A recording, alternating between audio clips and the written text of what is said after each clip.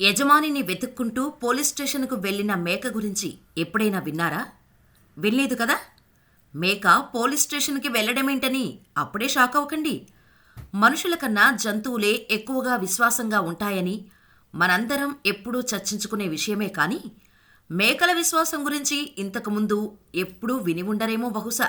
పండుగలకు, ఫంక్షన్లకు మటన్తో రకరకాల వెరైటీలు వండుకొని తినడం మాత్రమే మనకు తెలుసు.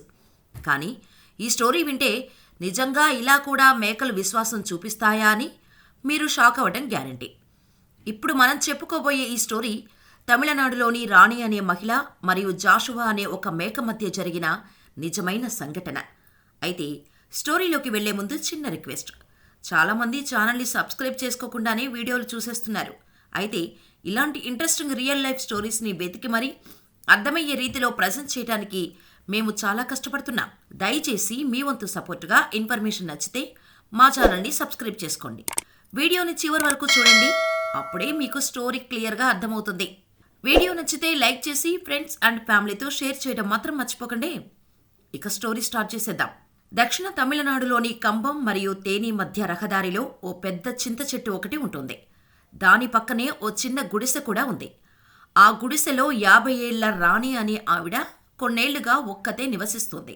ఎందుకంటే ఆమె భర్త 10 సంవత్సరాల క్రితమే మరణించాడు. ఆమెకు సెంథిల్ కుమార్ అనే ఒక కొడుకు ఉన్నాడు. కానీ ఆ కొడుకుకు పెళ్ళైపోయింది. ఇంటి దగ్గరే ఉంటే ఖర్చులకు డబ్బులుండవు. బ్రతకడం కష్టమవుతుందని పట్నం వెళ్లి ట్రక్ డ్రైవర్గా పనిచేస్తూ కుటుంబాన్ని పోషించుకుంటున్నాడు. అయితే సెంథిల్కు తల్లి అంటే ఎంత ప్రేమున్నా కొన్ని కారణాల వల్ల తన తల్లిని తమతో ఉంచుకోలేకపోయాడు. అంతేకాదు, ఆమె కొడుకు జీవితం కూడా దరిద్రంగానే నడుస్తుంది. అయినా తల్లి కోసం సెంథిల్ నెలకొకసారి ఊరికి వచ్చి ఖర్చుల కోసం 1000 రూపాయలు ఇచ్చి వెళ్తూ ఉంటాడు. అలా రాణి పని చేయలేక తన కుమారుడు సెంథిల్ కుమార్పై ఆధారపడి ఖర్చులకు కొంత డబ్బును ప్రతి నెలా పొందుతోంది.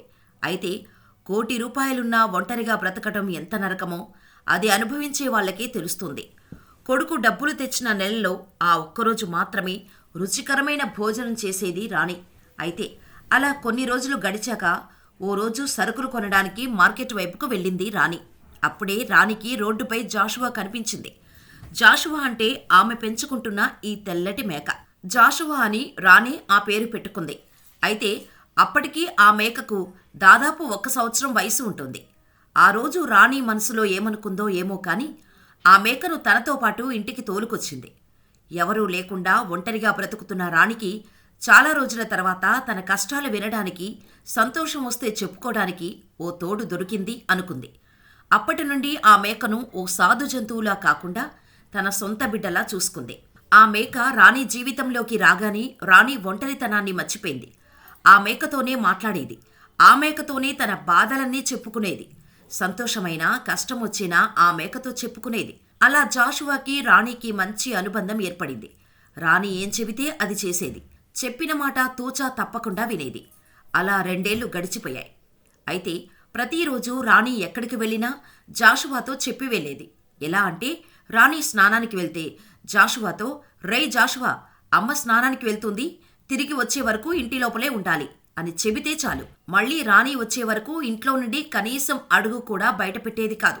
ఎప్పుడైనా బయట నుండి జాషువా అని కేక వేస్తే చాలు, ఒక్క క్షణం కూడా ఆలస్యం చేయకుండా వచ్చి ఒళ్ళు వాలిపోతుంది. అంత బంధం పెరిగింది వారిద్దరి మధ్య. అయితే ఓ రోజు అనుకోకుండా హడావుడిలో జాషువాతో చెప్పకుండా స్నానానికి వెళ్ళిపోయింది రాణి. పాపం, ఆ రోజు జాషువా వాళ్ళ అమ్మ ఎటు వెళ్ళిందో తెలియక ఊరంతా అరుస్తూ వెతికింది.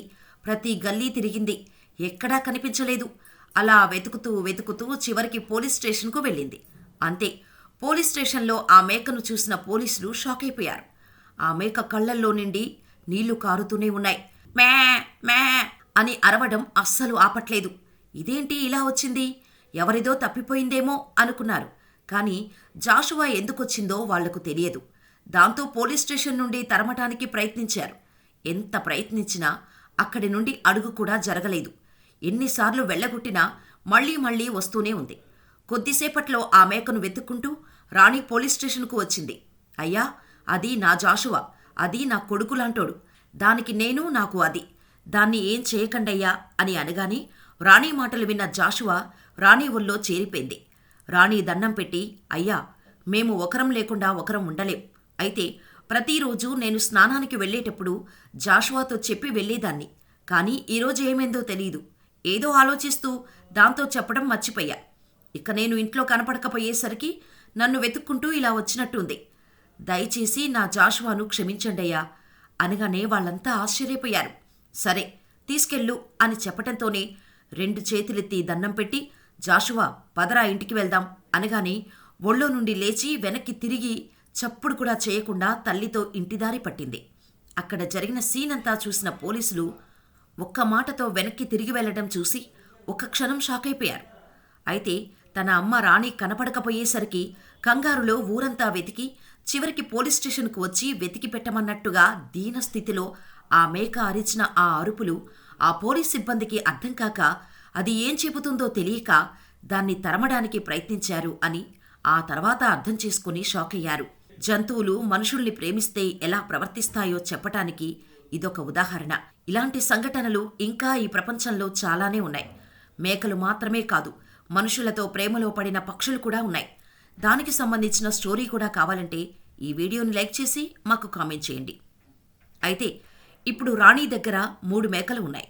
ఒకటి జాషువా, ఇంకొకటి జీవా, ఇంకొకటి సంగీత. ఈ 3 మేకలు తన కుటుంబ సభ్యులు. రాణి మాట అస్సలు జవదాటవు. రాణి ఆ 3 మేకల్ని జంతువుల్లా కాకుండా తన కన్నబిడ్డల్లా పెంచుతోంది. జాషువా మరియు ఈ ఇద్దరూ లేకుండా నా జీవితం చాలా కఠినంగా ఉంటుంది అని రాణి తన మేకలను చూసి ఆనందంగా చెబుతుంది. వారు నేను లేకుండా జీవించలేరు మరియు వారు లేకుండా నేను జీవించలేను అంటుంది రాణి. అంత విచిత్రంగా అనిపించినా ఇది కల్పిత కథ మాత్రం కాదు.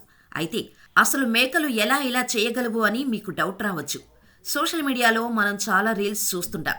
ఆవులు, పక్షులు, కుక్కలు, పిల్లులు. అలాగే ఇవి కూడా. ఎప్పుడూ వాటిని తినడం మీదే మన శ్రద్ధ ఉంటుంది కాబట్టి వాటిలోని విశ్వాసాన్ని చూడలేము. మనిషి ప్రేమకు క్రూర మృగాలే బానిసలవుతున్నాయి. అలాంటి మనతో కలిసి పెరిగే ఈ మేకలు కాలేవా? ఒక్కసారి ఏదైనా జంతువుని ప్రేమించి చూడండి, దాని ప్రాణం పోయినా మిమ్మల్ని విడిచిపెట్టవు. మరి ఈ స్టోరీపై మీ అభిప్రాయాన్ని మాకు కామెంట్ ద్వారా తెలియచేయండి.